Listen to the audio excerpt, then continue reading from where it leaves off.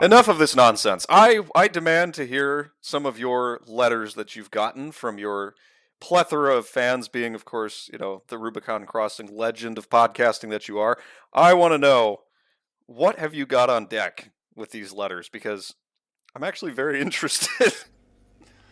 All right, well, I've sent you and Dr. Baxter some of the screenshots from... I've nicknamed him Andrew the Pedophile because, that's what he is. Oh, okay. He is a legitimate pedophile. And your proof being, he named himself a pedophile. No, well, yeah, he's proud of it. He runs some kind of book review company. But he has a blog. But what he does is he emails his blog to everybody.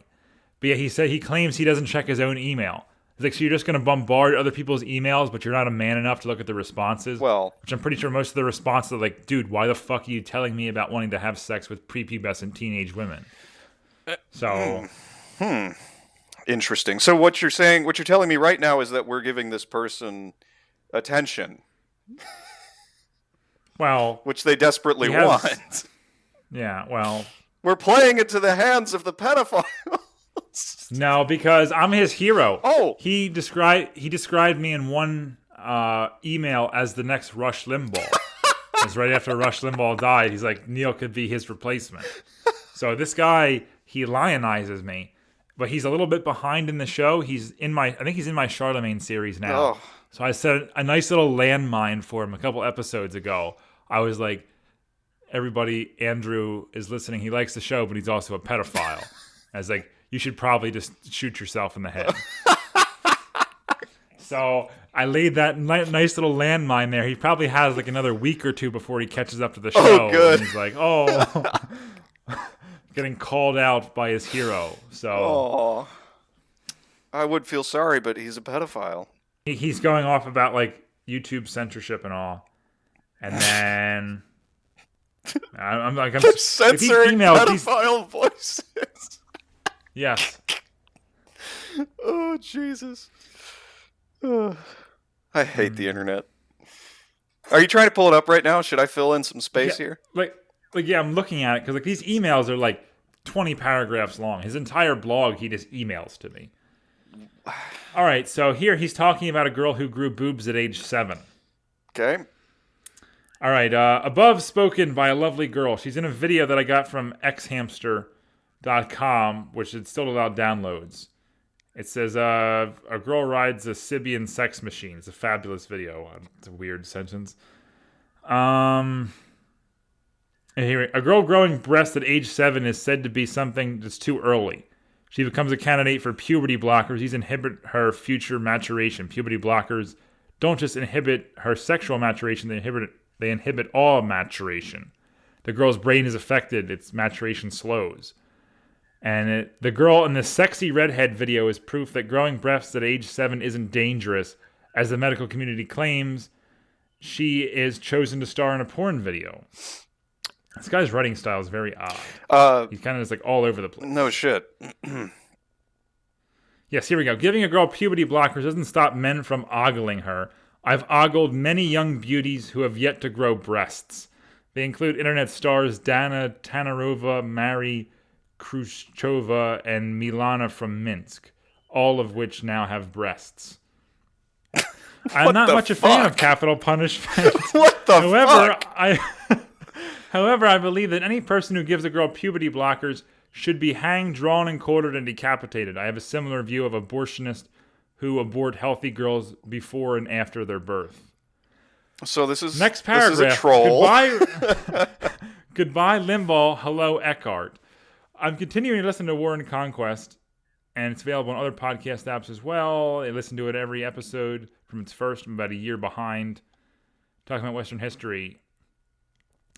Neil remains a roustabout laboring class. But I don't know, what the fuck does roustabout mean? I've never heard that word in my life before. He reminds me of little Carmine from The Sopranos, who would just try to use big words to make himself sound more intelligent, but it was always a malaprop. He was always using it incorrectly. Yeah, everybody I've met who does that is under 5 feet tall. Yes. He's talking about me and Neil has outstanding vocabulary. I wish I could say the same about you, Andrew. Roustabout. Is that the wizard from The Hobbit? I don't know. No, that's Radagast. His autistic brother Roustabout. He just runs around the house waking people up. His staff has an alarm clock on the top of it. Why is that so funny? Holy shit.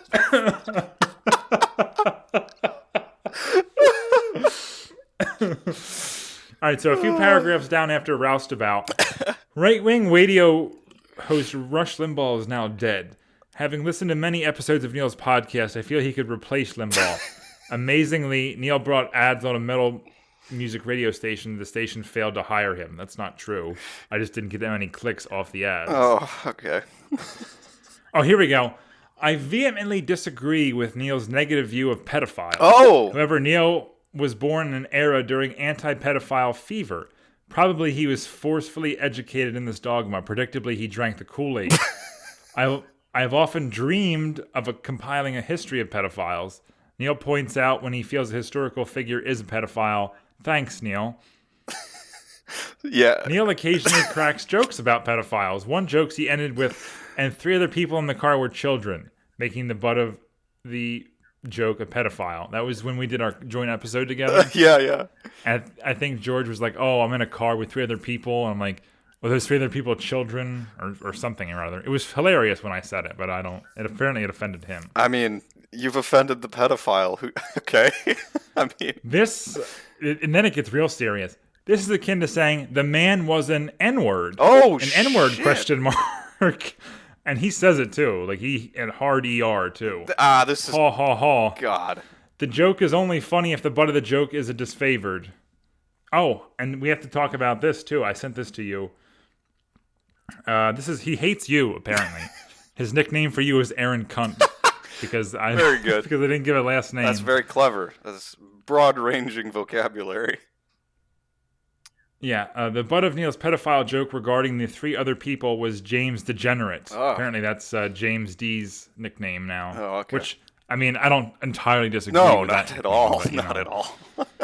War and Conquest episode titled Off the Rails, All Present and Past What the Fuck Hosts. Apparently he doesn't like yours. Oh, that's fine. James Degenerate restricts his name to James D. However, if a podcast host won't supply his name, I will.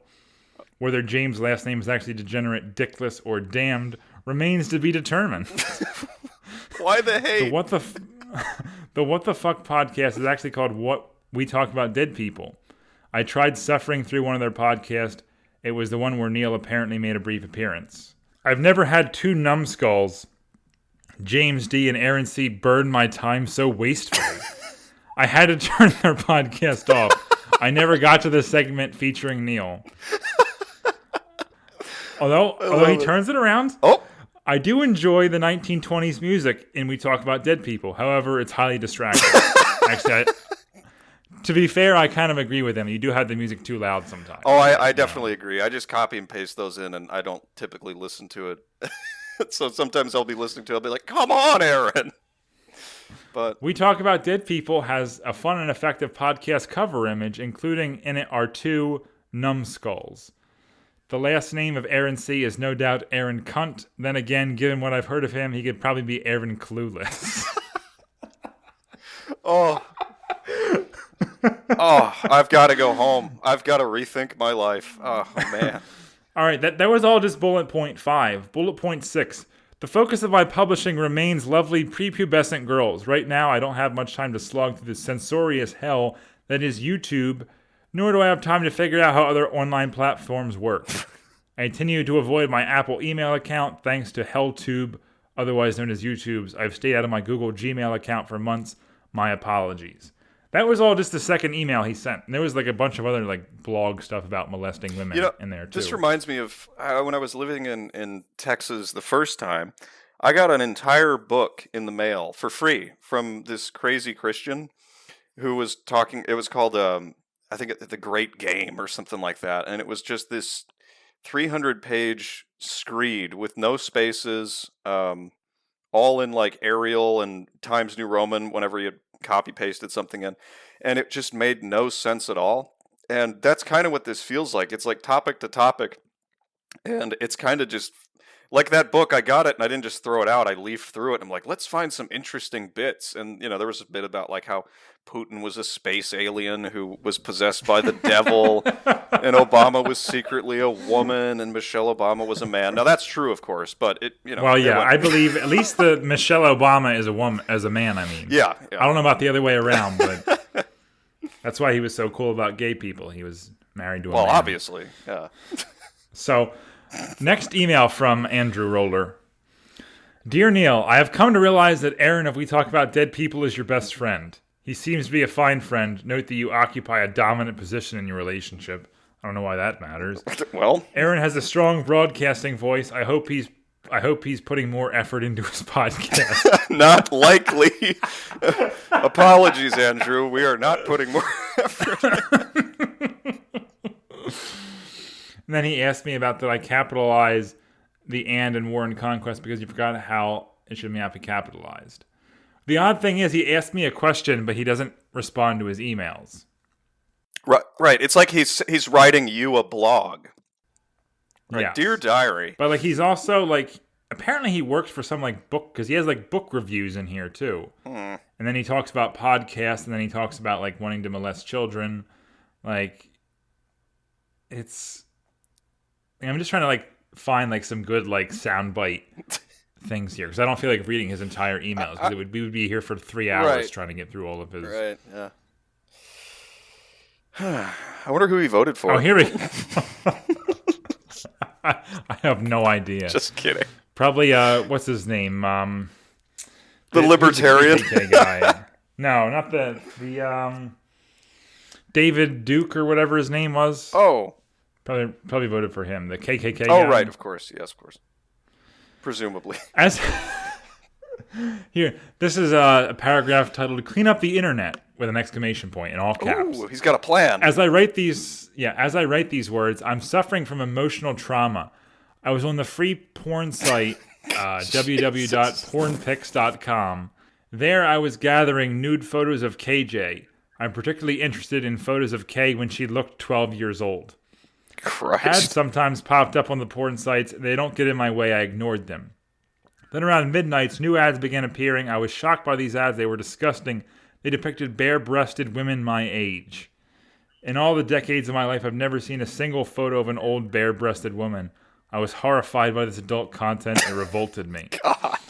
See, I'm beginning to think like now he's a troll. Yeah. Like this is the email where I'm like you've never seen a woman's tits before that weren't like mosquito bites. Well, it's sort of like I don't buy it's that. so obvious. Like, at least if it is a troll, it appears to be obvious that he's trying to play up the whole character, right? Like, I've never seen this obvious thing that everybody's seen. That was a tell. Like the first one, like I believed that he was a true pedophile. I even tried to report him to the FBI. Did you? Apparently, it's really hard to. Well, I figured they probably can't arrest him for just sending me these weird emails, but he should at least be on a watch list. Like we should have someone watching this guy so he's not like picking up girls at like middle school graduation. Oh, goddamn. Yeah. I mean, but they wouldn't go through. Like it kept like, oh, you don't have the right criteria because like I didn't actually see him molest a girl. I can't report him, even though he's sending me shit like this. Well. Anyway, continuing on. I guess that getting rid of images of old topless grannies will reduce the amount of porn on the internet. A deviant masturbator might complain about this. The solution is simple. For every old lady who gets yanked from the internet, a replacement photo should be uploaded. The photo should be of a beautiful, naked, underage girl. Underage is in quotation. Oh, of course. It's a man of culture we're dealing with here. It gets even better. Actually, I didn't even read this far into his email because I just sort of gave up as soon as I see his name. Having been exposed to topless old ladies, I'm not sure when I'll be able to look at porn again. I think my wiener has died. This is just James. This is James trolling you. That's what this is.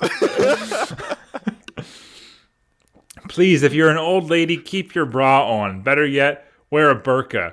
All of us must do our part to keep the internet a place safe for all, including for jerk-offs like me. It's James. I knew it. I knew it. I could feel it the whole time. That's hysterical. The next paragraph is age 8 and married. I'm almost afraid to read this Oh, one. shit. I haven't got enough beer for this. Yeah, this is definitely. Said I never read this far down on the email. I didn't know there was a whole gold mine here of. He's complaining about Amazon too. What kind of? Okay, let's just pretend it's not a troll. Okay, just for the sake of hilarity, I guess. Say this isn't a troll. What kind of a person? I mean, this is the only kind of this kind of person could only exist on the internet, right? Oh, for sure. That's why he doesn't answer his email, because he's too much of a pussy to see people's actual responses to his mass sent out pedophile blog. Yeah.